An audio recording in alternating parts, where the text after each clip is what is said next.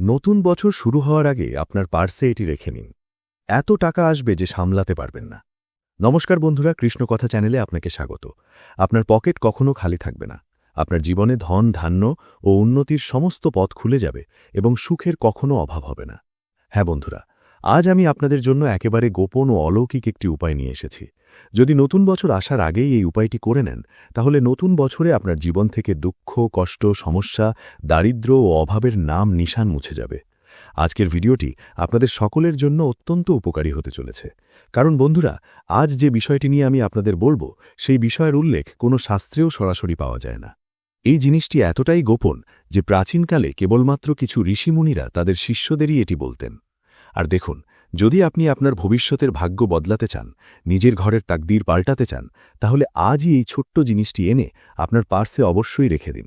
কারণ এখন যে কথা বলা হচ্ছে, এটি কোনো সাধারণ উপায় নয় বন্ধুরা। এটি এমন এক গোপন ধনের সংকেত যা শাস্ত্রে সরাসরি লেখা নেই, বরং ইঙ্গিতের মাধ্যমে লুকিয়ে বলা হয়েছে। আর এই কারণেই এই উপায়টি সবার জানা থাকে না। বন্ধুরা, 2026 শুরু হওয়ার ঠিক আগে, অর্থাৎ নতুন বছরের প্রথম শক্তি আসার আগেই আপনাকে আপনার পার্সে একটি ছোট্ট জিনিস রাখতে হবে। কিন্তু সেই জিনিসটি কি, কিভাবে রাখতে হবে, কখন রাখতে হবে, কেমন ধরনের পার্সে রাখতে হবে, আর এর প্রভাবে আপনার জীবনে কি কি পরিবর্তন আসবে, এসব একে একে বোঝা খুবই জরুরি। না হলে এই উপায়টি নিষ্ফল হতে পারে এবং আপনার জীবনে দারিদ্র্য আসতে পারে।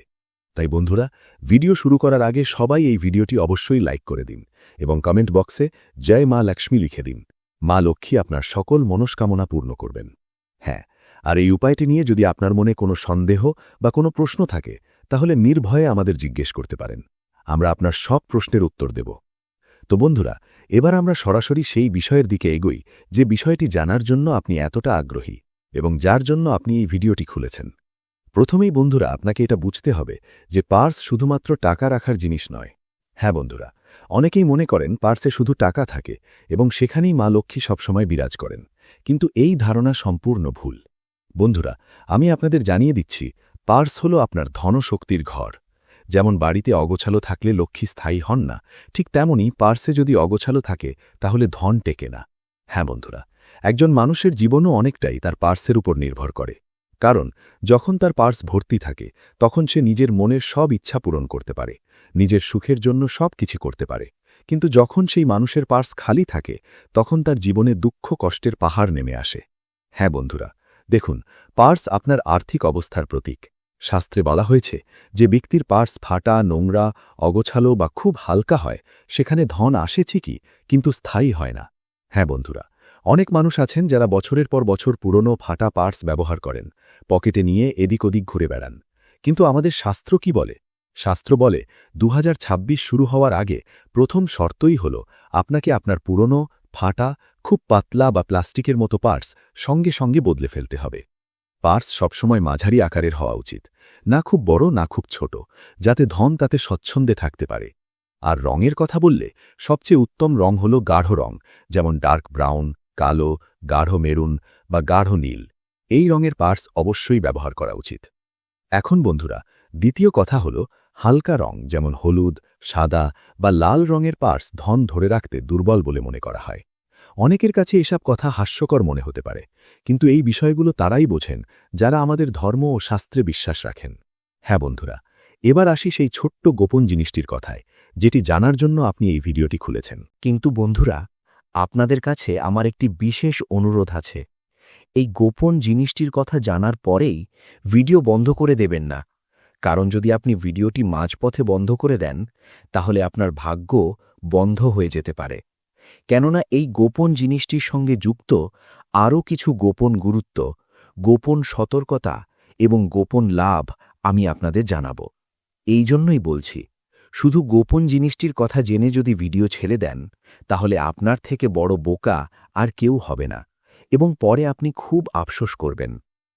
এখন দেখুন বন্ধুরা, 2026 শুরু হওয়ার আগে যে ছোট্ট গোপন জিনিসটি আপনাকে আপনার পার্সে রাখতে হবে, সেটি কোনো নোট নয়। প্রথমেই এটা জেনে নিন, এটি না কোনো নোট, না কোনো কয়েন, আর না কোনো সাধারণ জিনিস।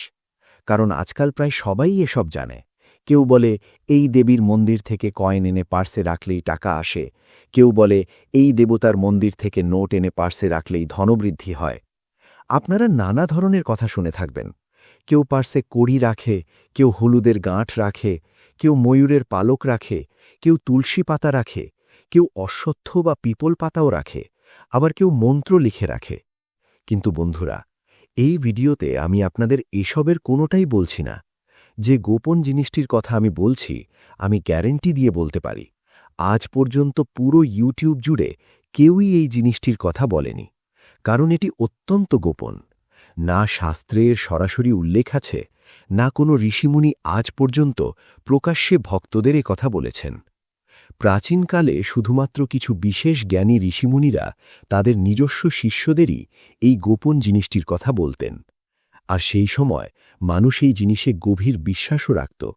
কিন্তু সময়ের সঙ্গে সঙ্গে আধুনিকতা বাড়তে থাকায় এসব জ্ঞান হারিয়ে গেছে। তাই আজ আমি যে তথ্য আপনাদের দিতে যাচ্ছি, সেটিকে একেবারেই হালকা করে নেবেন না। কারণ যদি আপনি এই ভিডিওটি মন দিয়ে না বোঝেন, ঠিকভাবে না শোনেন, তাহলে আমি গ্যারেন্টি দিয়ে বলছি, আপনাকে সারা জীবন অর্থের জন্য হাহাকার করতে হবে। বন্ধুরা, প্রথমেই বলে দিচ্ছি, আপনি যদি আমার বলা সতর্কতাগুলি না শোনেন, তাহলে অর্থের অভাব আপনার পিছু ছাড়বে না। আপনার জীবনে দুঃখ, কষ্ট ও দারিদ্র্য বাড়তে থাকবে এবং ভয়ঙ্কর রোগও আপনাকে ঘিরে ধরতে পারে।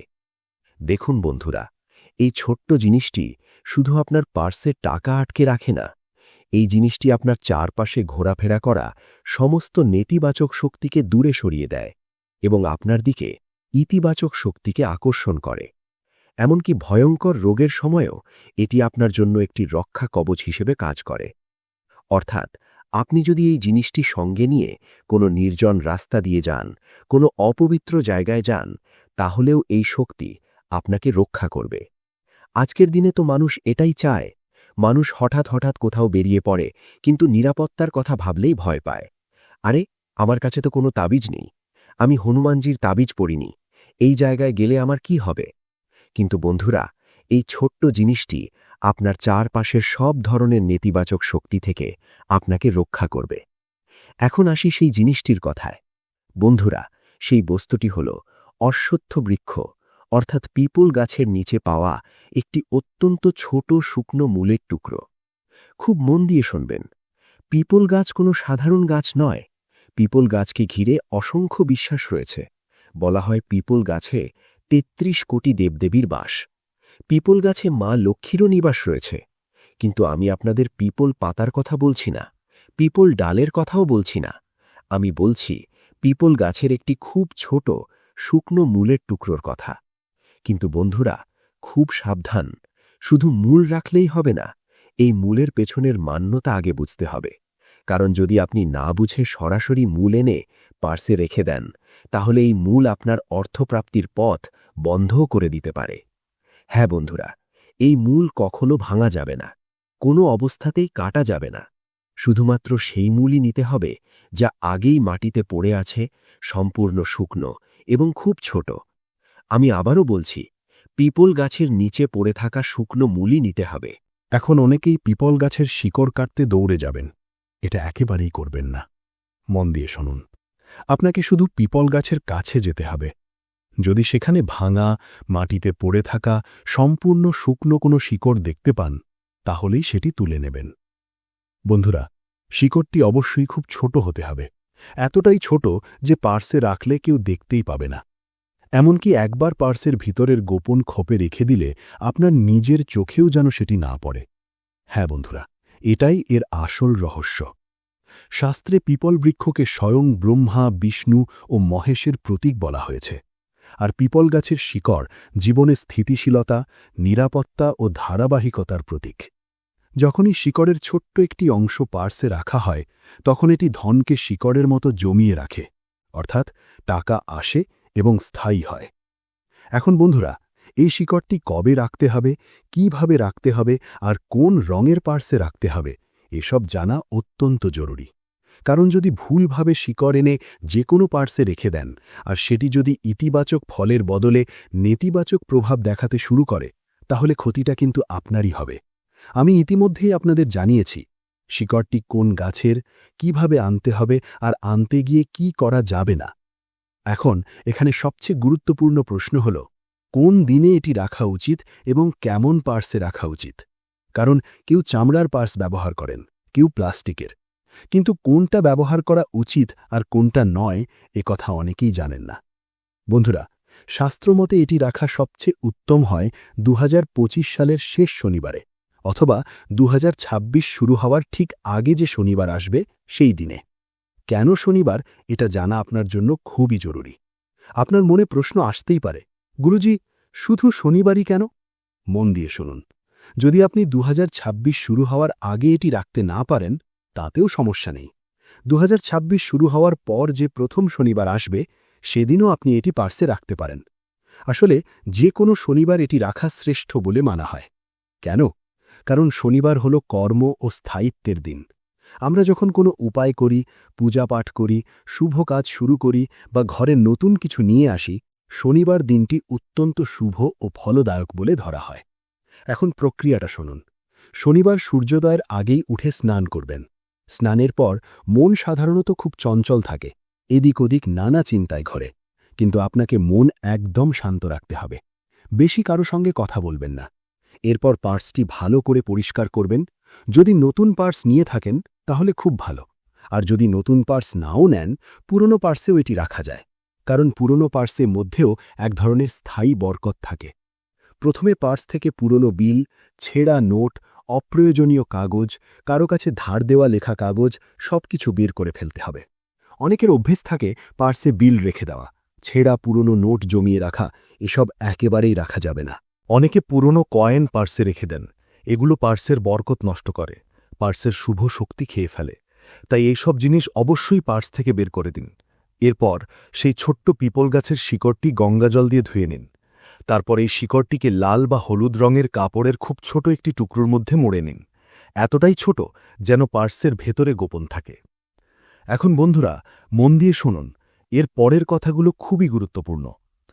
শিকড়টি লাল বা হলুদ কাপড়ে মুড়িয়ে এমনভাবে রাখবেন যেন সেটি পার্সের ভেতরে লুকিয়ে থাকে। তারপর সেটিকে পার্সের সেই অংশে রাখবেন যেখানে আপনি সাধারণত বড় নোট রাখেন। রাখার সময় মনে মনে এই ভাবনা রাখবেন, আমার ধন স্থায়ী হোক, বাড়ুক, আর কখনো কমে না যাক। কোনো মন্ত্র বলা বাধ্যতামূলক নয়, কারণ এই উপায়টি মন্ত্রের চেয়ে বেশি নিয়ত ও শক্তির ওপর কাজ করে। আপনি ভাবতে পারেন, গুরুজি তো কোনো মন্ত্রই বললেন না। কিন্তু বিশ্বাস করুন, বিশেষ শব্দ বা মন্ত্রের থেকেও শক্তিশালী এই ছোট্ট শিকড়টি। এখন আসি এর প্রভাবের কথায়। এই শিকড়টি সঠিকভাবে রাখলে প্রথম যে প্রভাবটি দেখা যায় তা হল হঠাৎ অপ্রয়োজনীয় খরচ কমে যায়। অনেক সময় আপনার পার্সে টাকা থাকে কিন্তু অজান্তেই তা ফালতু খরচ হয়ে যায়, বা হঠাৎ এমন খরচ আসে যার কথা আপনি ভাবেনও না। এই উপায়টি সেই অপ্রয়োজনীয় খরচে নিয়ন্ত্রণ আনে। দ্বিতীয় প্রভাব হল টাকা আসার নতুন নতুন পথ খুলে যায়। কখনো পুরনো কোনো পরিচিতের সঙ্গে যোগাযোগ হয়, কখনো আটকে থাকা কোনো কাজ হঠাৎ গতি পায়, আবার যাকে আপনি ধার দিয়েছিলেন সেখান থেকেও টাকা ফেরত আসতে শুরু করে। আজকের সময় প্রায় সবাই কোনো না কোনোভাবে ঋণে জর্জরিত, কেউ ঋণ নিয়ে, কেউ ঋণ দিয়ে। এই শিকড়টি ঋণ দ্রুত কাটাতে সাহায্য করে। তৃতীয় এবং সবচেয়ে বড় প্রভাব হল মনের ভেতরে যে অভাবের ভয় কাজ করে তা ধীরে ধীরে চলে যায়। টাকা কমে যাবে, সুখ কমে যাবে, এই কমে যাওয়ার ভয়টাই মুছে যায়। আর যখন এই ভয় সরে যায় তখন ধনের শক্তি নিজে থেকেই আকৃষ্ট হতে শুরু করে। এই উপায়টি রাতারাতি ধনী বা কোটিপতি বানানোর জন্য নয়, এটি দারিদ্র্যের শক্তি ভাঙার উপায়। একবার যদি আপনি দারিদ্র্যের শক্তি থেকে বেরিয়ে আসতে পারেন তাহলে আপনার জীবনে ধন, সুখ ও সমৃদ্ধি আপনাতেই আসতে শুরু করবে। এবার কিছু সতর্কতার কথা। যতটা জরুরি এর লাভ জানা, ততটাই জরুরি এসব নিয়ম মানা। এই শিকড় রাখার পর কখনো পার্স মাটিতে রাখবেন না। অনেকের অভ্যাস থাকে পার্স এদিক ওদিক ফেলে রাখা বা অপবিত্র জায়গায় রাখা। এটা করবেন না। পার্স পা দিয়ে ছোবেন না, পার্সের ওপর বসবেন না। কিছু মানুষ পেছনের পকেটে পার্স রেখে তার ওপর বসে পড়েন। এটা সম্পূর্ণ ভুল। এতে শুধু ওই শিকড়ের নয়, আপনার পার্সে বিরাজমান মা লক্ষ্মীরও অপমান হয়। পার্সে কখনো মিথ্যা নোংরা কাগজ, তামাক, গুটখা, পান মশলা বা কোনো নেতিবাচক বস্তু রাখবেন না। এসব জিনিস শিকড়ের ওপর মারাত্মক নেতিবাচক প্রভাব ফেলে। আর নেতিবাচক জিনিস থাকলে জীবনে ধন ধারণের শক্তি কমবেই। পার্সে একটিও ছেঁড়া নোট রাখা যাবে না। ছেঁড়া নোট ভাঙা ধনের সংকেত দেয় এবং ধনের স্থায়ী শক্তি নষ্ট করে। যদি কোনো কারণে সেই শিকড় হারিয়ে যায়, ঘাবড়াবেন না। এর মানে হল সে তার কাজ শেষ করেছে। আপনি পরের বছর আবার নতুন করে এই উপায় করতে পারেন। আরেকটি খুব গোপন কথা, এই উপায়টি করার পর কাউকে বলবেন না। অনেকের অভ্যাস থাকে কাজ হওয়ার আগেই সবাইকে বলে বেড়ানো, আমি পার্সে এটা রেখেছি, এতে টাকা আসবে, তুইও রাখ। এগুলো একেবারেই করবেন না। ধনের শক্তি দেখানোর মাধ্যমে দুর্বল হয়ে যায়। যত গোপন রাখা যায় ততই বেশি ফল দেয়। এই কারণেই এই উপায়টি সবার সঙ্গে ভাগ করা হয় না। 2026-এর শুরুতে যখন বেশিরভাগ মানুষ শুধু পরিকল্পনা আর সংকল্প নেবে, তখন আপনার পার্সে রাখা এই ছোট্ট অদৃশ্য সংকেতই আপনার জন্য স্থায়ী ধন, মানসিক শান্তি ও আর্থিক নিরাপত্তার ভিত্তি তৈরি করবে। এটা কোনো রাতারাতি চমক নয়, কিন্তু নিশ্চিতভাবে বলা যায় যে ব্যক্তি এটি বিশ্বাস ও নিয়ম মেনে করবে, তার মনে সারা বছর এই ভাবনা আসবে না যে আমার টাকা নেই।